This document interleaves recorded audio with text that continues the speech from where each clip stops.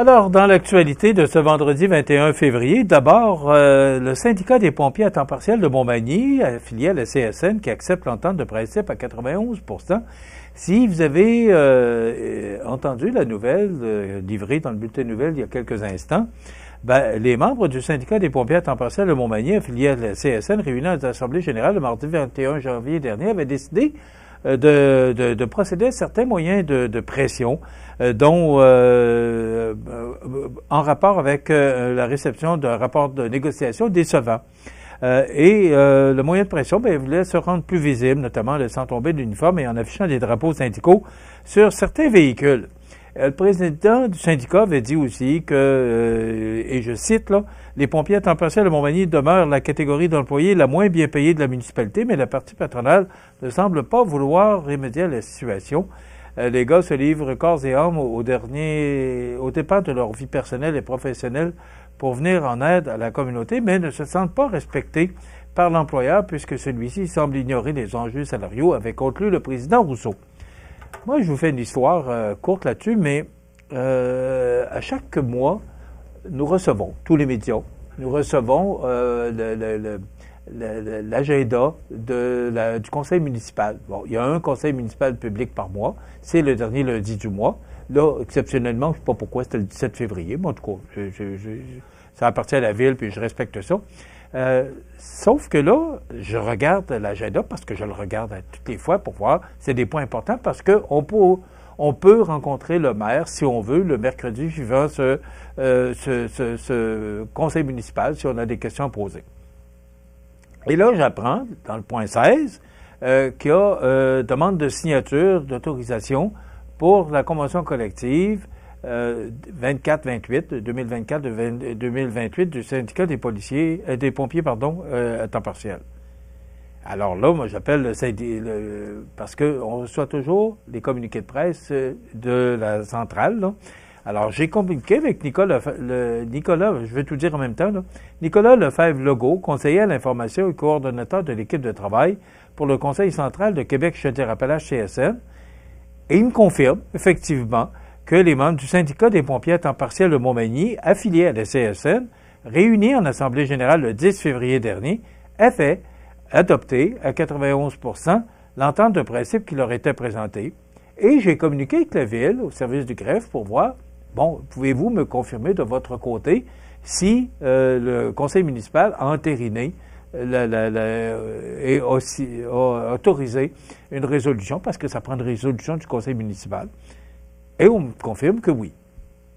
Et là, je me demande pourquoi qu'on reçoit des communiqués de presse, du syndicat, je parle, au mois de janvier, pour nous dire que là, ça ne se règle pas, puis vous avez vu ce que le président du syndicat local a déclaré. Alors, on reçoit un communiqué de presse pour nous dire qu'ils vont faire des moyens de pression parce que ça avance pas à la vitesse qu'on voudrait.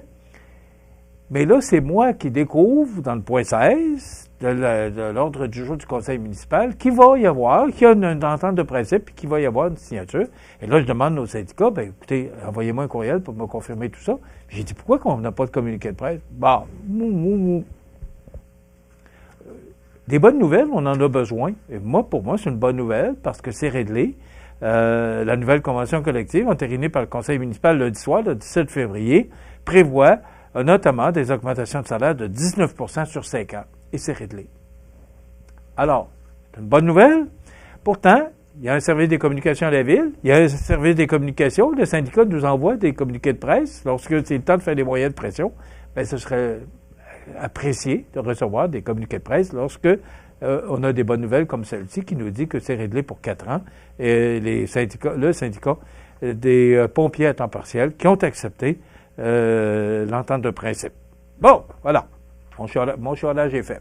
C'est pas une question c'est juste que c'est des bonnes nouvelles, puis on en a besoin de bonnes nouvelles.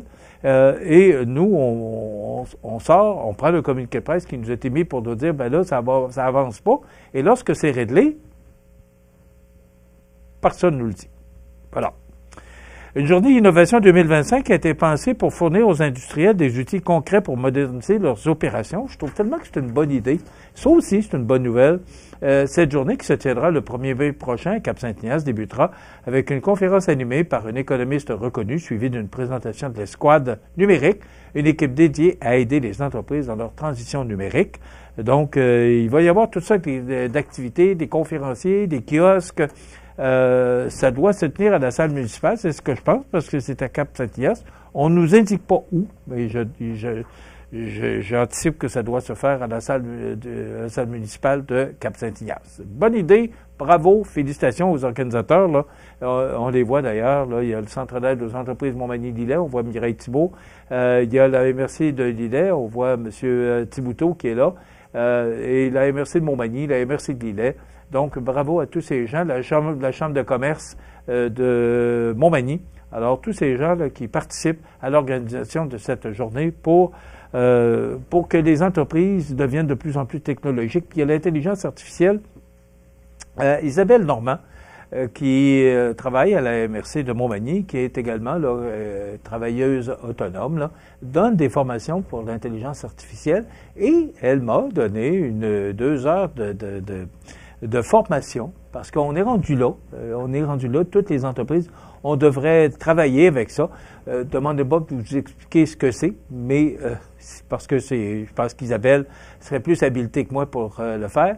Mais le 2 heures de formation qu'Isabelle m'a donné, je peux vous dire que ça m'a servi grandement dans l'exercice de mes fonctions. Et je vous incite à faire appel à Isabelle, là, si vous avez besoin. C'est probablement Isabelle, parce que la MRC de Montmagny est dans le comité organisateur. Donc, c'est probablement Isabelle qui donnera la formation en intelligence artificielle. Et elle est très bonne, je vous le dis en passant. Puis c'est quelqu'un de chez nous, c'est quelqu'un de Montmagny. Bon, voilà.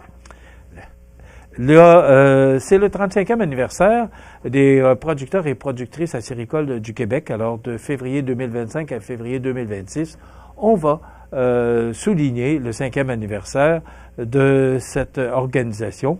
Donc, c'est le 35e anniversaire du plan conjoint des producteurs acéricoles du Québec, un programme clé qui a transformé la filière acéricole.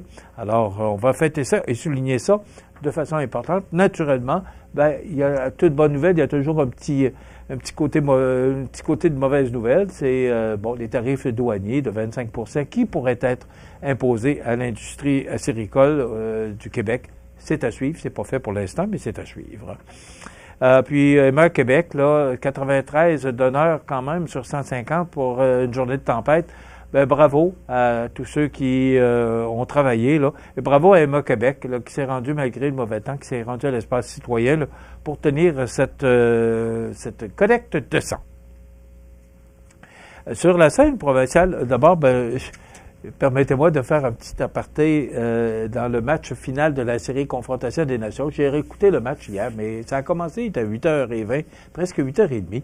Lorsqu'on se lève à 6h moins quart le matin, là, on n'a pas le choix. Alors, j'ai été obligé de laisser le match à la fin de la deuxième période. C'était 2-2. C'est victoire du Canada sur les États-Unis.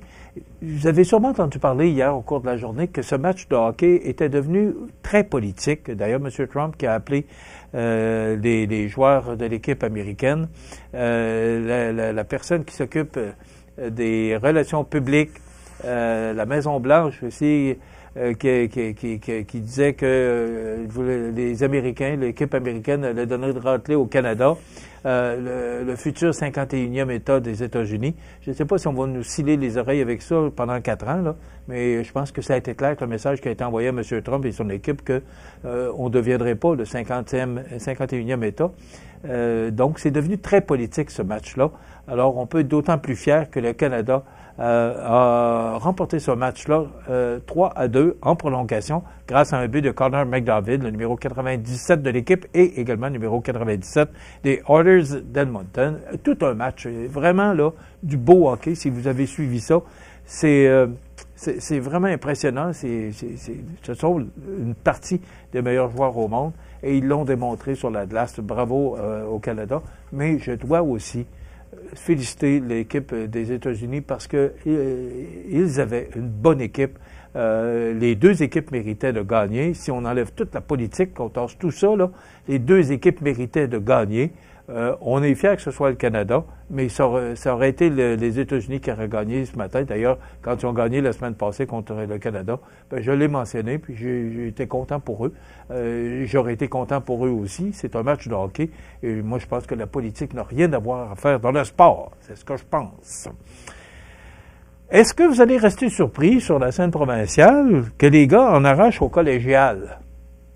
Moi, je suis pas surpris. Ça a toujours été comme ça, puis j'ai toujours entendu ça. Les filles ont toujours été meilleures que nous autres à l'école, puis bravo, puis c'est comme ça. Alors, l'écart se creuse entre les garçons et les filles au cégep. En 2012, on nous disait que les filles étaient meilleures que les gars, 67,9% sur 56,5%.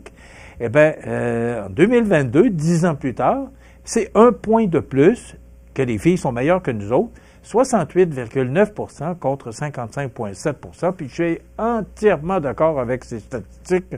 Les filles ont toujours été meilleures à l'école que les garçons, puis c'est reconnu. Donc, bravo pour les filles. Et parlant de ça, ben, il y a 13 programmes d'études. C'est dans le Journal de Québec ce matin. D'ailleurs, ce que je viens de vous sortir comme statistique, là, c'est dans le Journal de Québec ce matin sous la plume de Daphné Dion-Vien. Il y a les 13 programmes. On nous donne le programme, les 13 programmes d'études qui sont donnés dans tous les cégeps du Québec. Ben, ce sont les 5 premières positions là, de ces cégeps. Et le cégep de la Pocatière se retrouve dans 2 sur 13, dont les sciences humaines. Il est en 4e position avec une note de taux de diplomation de 73%, une moyenne au secondaire de 75,6%.